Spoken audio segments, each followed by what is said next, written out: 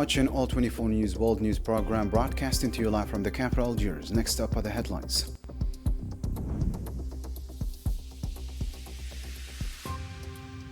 Double crisis in Sudan. Dozens are dead in North Kordofan by the RSF, while 180,000 people are trapped in Al-Fashar under threat of human rights violations.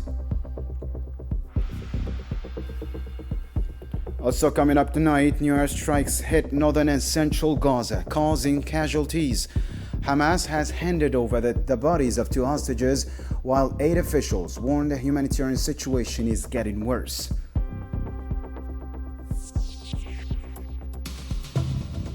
And later on, international groups are condemning Morocco's actions in Western Sahara, warning of rights abuses, and refuting its claims about Sahrawi prisoners.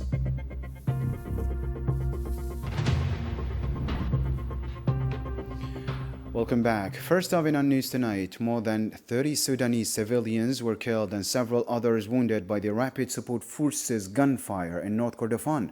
The Sudanese Doctors Network said the RSF massacred 38 people in the Dam area as global outrage grows over the group's atrocities and mass killings in Al-Fashar, described by observers as acts of bordering on genocide.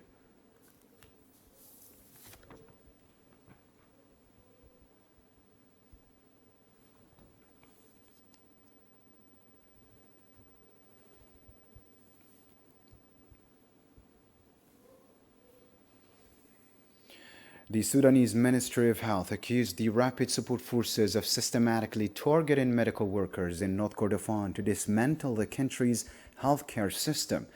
In a statement Thursday, the ministry said 13 medical staff were killed in an RSF attack on the Dam Haj Ahmed area after being falsely accused of aiding the army.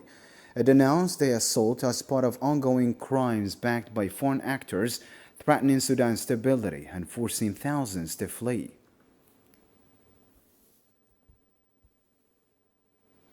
The Sudanese Doctors Syndicate said about 177,000 civilians remain trapped in Al-Fashar, North Darfur, under Rapid Support Forces siege. In a statement Thursday, it accused the RSF of committing a horrific massacre on Tuesday, targeting unarmed civilians based on ethnicity, an act it described as ethnic cleansing. The syndicate warned that the death toll could reach thousands amid communication breakdowns and ongoing violence across the region.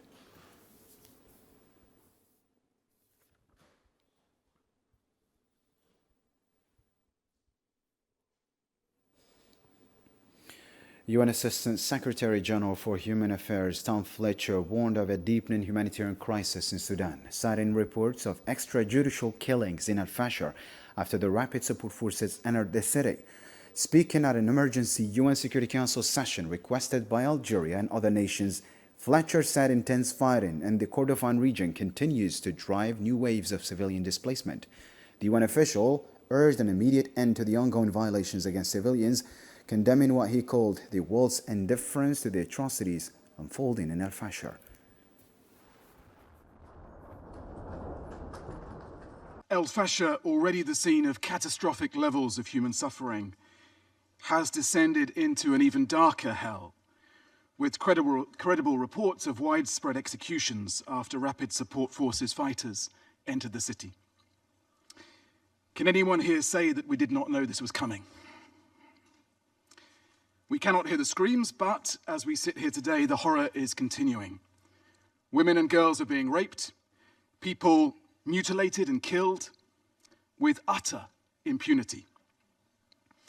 And let us be clear that a full 16 months after the adoption of Resolution 2736, the victims will not know of the noble commitments on that page, nor hear our statements today about how much we care.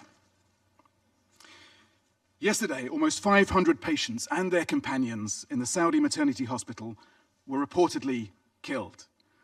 The latest of countless attacks on healthcare, and yet another example of the depravity with which this war has been fought. Tens of thousands of terrified, starving civilians have fled or are on the move, with most moving on foot towards Tawila, to the southwest. And Tawila is already hosting hundreds of thousands of people displaced by previous attacks. On a similar note, the A3+ group of the UN Security Council described the situation in Sudan as alarming and a dangerous step toward the country's fragmentation. Speaking on behalf of the group, Algeria's permanent representative to the UN, Ammar bin Jama, condemned the atrocities in Al-Fashar as blatant violations of UN Security Council resolutions. He urged the international community to act swiftly to end the abuses and hold the Rapid Support Forces accountable for their crimes. The Rapid Support Forces have seized control of Al-Fashar after more than 18 months of an inhumane siege marked by starvation, suffering, and despair. This deeply worrying development is a brazen defiance of this Council Resolution 2736 that demanded last year the lifting of the siege on Al-Fashar by the RSF. It represents also a dangerous step toward the fragmentation of Sudan. Speaking on behalf of the A3+ group, Algeria's UN envoy Ammar bin Jama warned against foreign interference and support for those committing crimes in Al-Fashar. He urged the Security Council to uphold its responsibility to protect civilians and ensure that those responsible are brought to justice. Could any of this have happened if there were no foreign interference in Sudan? Those providing external support to the perpetrators of these atrocities, namely the RSF, including through the supply of arms and mercenaries, are unfortunately enabling the slaughter of the Sudanese people. We reiterate our call for the firm and public condemnation of foreign interference in Sudan. For his part, Sudan's representative to the UN, Al-Harith Idris, said international silence over the Rapid Support Forces massacres has emboldened them to commit further atrocities as seen in Al-Fashar, North Darfur. Addressing the Security Council on Thursday, he stressed that the RSF openly document their crimes through audio and video, demanding firm condemnation and sanctions against all those supporting them. أن هذه الميليشيا توثق جرائمها. The militia documents its crimes in audio and video and broadcasts them to the entire world in humiliating disdain and open defiance of the international community and the Security Council, taking advantage of the prevailing impunity in the absence of any serious reaction that could deter it or hold it accountable for its crimes, especially the repeated violations of Security Council resolutions 1591 and 2736, which the Council has failed to implement, thus giving a green light to the continuation of the atrocities you witnessed 2 days ago in Al-Fashar. The government of Sudan calls on this council to explicitly designate the Rapid Support Forces as a terrorist organization in accordance with international counter-terrorism standards, and to punish any state or party that deals with it or provides it with weapons, mercenaries, support, drones, or advanced weaponry, including radar systems, or allows such arms to cross borders or be dropped from the sky, and to impose targeted sanctions on anyone who finances this militia or supplies it with weapons, regardless of their standing in the international community. On a related note, the United Nations condemned the Rapid Support Forces for maintaining a suffocating siege on civilians in Al-Fashar, North Darfur, depriving them of food and using starvation as a weapon of war. UN resident and humanitarian coordinator Denise Brown said aid has been blocked from reaching the city for more than 500 days, confirming credible reports of civilians being summarily executed while trying to escape the fighting. It's tragic that our calls, the Secretary General call for safe passage for the humanitarian workers who are going to assist others, not going with a political agenda, you're going to assist people, has fallen on deaf ears. So we do our job, but that has to be met with action and reaction by the other actors. And in this case, the RSF has not acted according to international humanitarian law. They have blockaded humanitarian assistance. They have kept civilians locked in a place where they can't access food, which is tantamount to starvation as a weapon of war. So they have not listened, they have violated, and again, investigations and justice are absolutely essential. The Sudanese government accused the international community of complicity through its silence over the Rapid Support Forces atrocities in Al-Fashar and Bara, North Darfur. In a statement Thursday, Prime Minister Kamel Idris urged decisive action to stop the RSF's crimes, protect civilians, and hold accountable all those who financed, planned, or aided in these violations. نخاطب اليوم الضمير العالمي. Today, we address the conscience of the world at a decisive moment to say, with absolute clarity and without ambiguity, international silence is complicity in the crime, and inaction is a form of collusion that cannot be justified, neither morally, nor humanly, nor legally. It is time for the Security Council, regional organizations, and influential states to fully assume their responsibilities and put an end to this tragic chaos that threatens the lives of millions of civilians and the future of the entire region. The Sudanese Transitional Sovereign Council affirmed its commitment to restoring security and stability in Al-Fashar and across the country, pledging to pursue and prosecute those responsible for the violence. In a statement Wednesday, Council member Nawara Abu Muhammad said the assault on Al-Fashar is an attack on Sudan's dignity, unity, and sovereignty, vowing that the government will firmly defend its land and people without bowing to pressure or threats. إن ما يحدث في الفاشر ليس مجرد اعتداء على مدينة. What is happening in Al-Fashar is not merely an attack on the city, but an assault on Sudan's dignity and sovereignty. We will stand with firm resolve and strength to defend our land and our people, and we will not yield to any extortion or threats. We affirm that Sudan will remain unbowed, proud by the will of its sons, and steadfast against all attempts to undermine its security and stability. We believe that victory will come, God willing, because we are right, and because this land cannot be defeated as long as there are those who defend it with steadfast conviction and sincere loyalty. We promise our people that the state will restore security to Al-Fashar and to all regions of Sudan.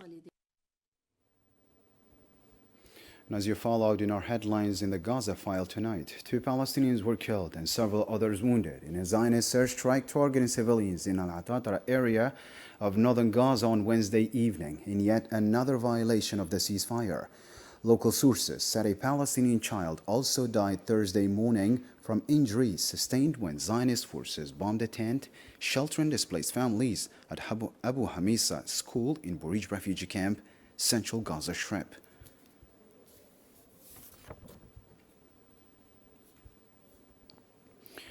The Al-Qassam Brigades, the armed wing of Hamas, announced on Thursday that it handed over the bodies of 2 Zionist prisoners in Gaza. In a statement on its Telegram channel, the brigade said the transfer took place at 4 p.m. local time as part of the Aqsa Flood prisoner exchange deal.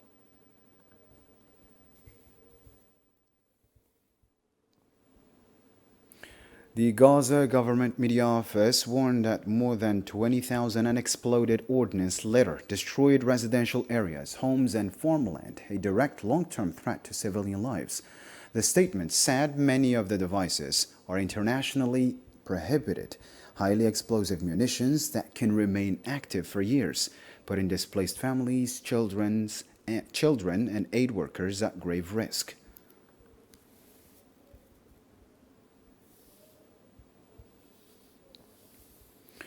Iranian Foreign Ministry spokesman Ismail Baghai said Thursday that the ongoing atrocities in Gaza and the occupied West Bank amount to crimes against humanity backed by Western powers. He warned that as long as the Zionist entity feels protected from accountability, it will continue its crimes, accusing the West of enabling the occupation's actions. Baghai described the 2-year genocidal war on Gaza as a war against all humanity.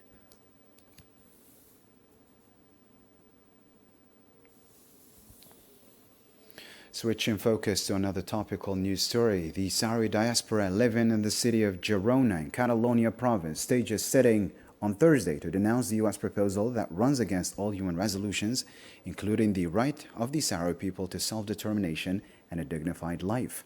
During the sitting, the protesters stressed the need to support the Polisario Front, the sole leader of the Sahrawi people's struggle, and recalled Spain's historical responsibility towards the Sahrawi people through the ominous 1975 Madrid Agreement.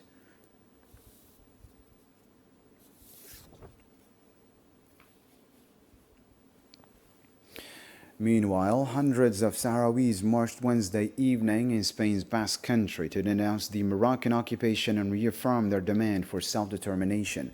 Protesters called for the liberation of all occupied Sahrawi territories and the release of Sahrawi prisoners held in Moroccan jails.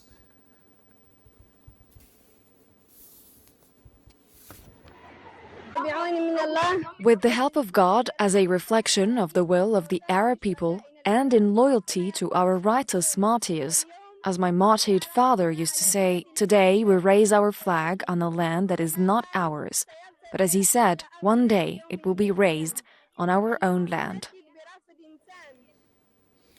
In a memo to the UN Security Council, the collective human rights defenders in Western Sahara, CODESA, is demanding decolonization, warning that denying the Sahrawi people's non-negotiable right to self-determination threatens the stability of the entire Maghreb and Sahel regions. The group insists any solution must include an internationally supervised vote to finally ascertain the will of the Sahrawi people.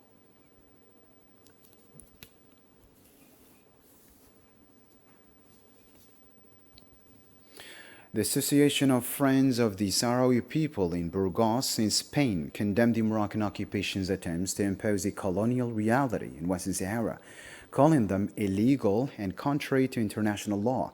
It reaffirmed that the Sahrawi people are the rightful owners of their land, citing UN, ICJ, and AU resolutions affirming their inalienable right to self-determination and independence. The Sahrawi people from the refugee camps, the occupied territories, and exile refuse to surrender. Every day that passes without a just solution is a deep wound in the conscience of the world. Action must be taken, because silence is complicity, and indifference prolongs the occupation. The Sahara is not for sale. It must be defended. Self-determination is non-negotiable, and freedom and justice must be guaranteed for the Sahrawi people. The Sahrawi Association of Victims of Gross Humanitarian or Human Rights Violations dismissed Morocco's claims about the conditions of Sahrawi civilian prisoners, saying they endure tragic and inhumane treatment. In a letter to the UN Secretary General Antonio Guterres, the association said detainees linked to the 2010 Ikdimezi camp events have suffered harsh conditions since their arrest. The prisoners were sentenced to extremely harsh penalties, up to life imprisonment, based on confessions extracted under torture. This has been confirmed by numerous international organizations, including Amnesty International, Human Rights Watch, and the UN Working Group on Arbitrary Detention. We call for the establishment of an independent UN committee to visit Moroccan prisoners and investigate the conditions of the Sahrawi civilian prisoners, and to exert pressure for their unconditional release, as they are civilian detainees and victims of unfair trials.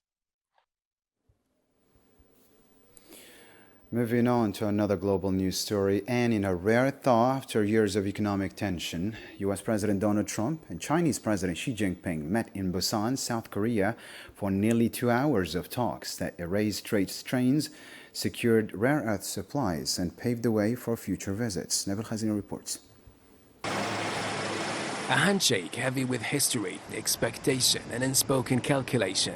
Inside a quiet hole overlooking South Korea's coastline, the leaders of the two most powerful economies tried to steady what many call the most important relationship on the global market. Their meeting lasted just under 2 hours, brief but enough to redraw the tone of a relationship that had tittered on the edge of rupture. Years of tariff threats, export bans, and trade war rhetoric had built the moment into something that felt more like a showdown than a summit. China, first row. The trade war that Trump launched, threatening tariffs up to 145%, forced Beijing to vow it would fight to the end. But on this Thursday, the tone shifted. Both sides spoke of cooperation, stability, and for the first time in years, a way forward. I always believe that China's development goes hand in hand with your vision to make America great again.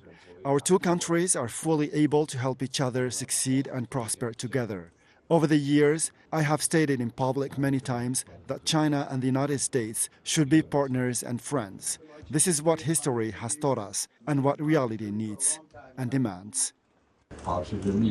Now the two sides reached a new understanding, but the question is, who really won and what kind of peace has been reached? At the Busan meeting, Trump and Xi signaled a cautious thaw in US-China relations, easing trade tensions, agreeing on rare earths exports, scaling back some tariffs, and leaving sensitive issues aside. Both leaders also hinted at reciprocal visits, with Trump, who rated his meeting with Xi 12 out of 10, heading to Beijing in April. I thought it was an amazing meeting. He's a great leader of a very powerful, very strong country, China. And what can I say? It was an outstanding group of decisions, I think, that was made. A lot of decisions were made, too. There wasn't too much left out there. In the end, what happened in Busan wasn't a breakthrough. It was a pause, a moment when two global superpowers looked at the coast of confrontation and chose, briefly, to stand still. U.S. President Donald Trump announced Thursday that the United States will resume testing its nuclear arsenal in response to similar actions by other nations. In a post on Truth Social, he said he had instructed the Department of War to begin nuclear weapons tests, but did not specify their location. It had to do with others. They seem to all be nuclear testing. We have more nuclear weapons than anybody. We don't do testing. We've halted it many years ago. But with others doing testing, I think it's appropriate that we do also. The Kremlin clarified Thursday that Russia's recent weapons tests were not nuclear, responding to President Trump's decision to resume U.S. nuclear testing. Kremlin spokesman Dmitry Peskov said the tests, which involved a nuclear-capable maritime drone and a nuclear-powered cruise missile, cannot be considered nuclear tests in any sense.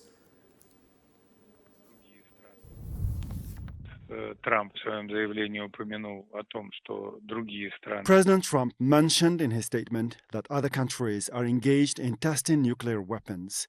Until now, we didn't know that anyone was testing. And if he somehow means tests of the Burevestnik cruise missile, this is not a nuclear test by any means. The U.S. is a sovereign country which has the right to make its sovereign decisions. But I want to recall President Putin's statement, which has been repeated many times. If someone departs from the moratorium, Russia will act accordingly.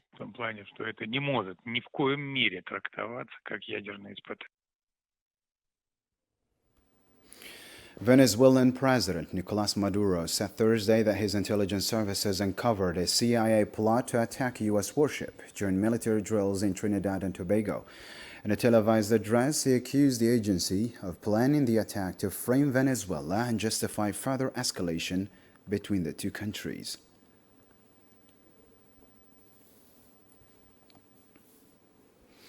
And finally, the 28th edition of the Algiers International Book Fair CILA 2025 opened its doors on Thursday to the public at Algiers Exhibition Hall, with large crowds flocking to the fair on its opening day.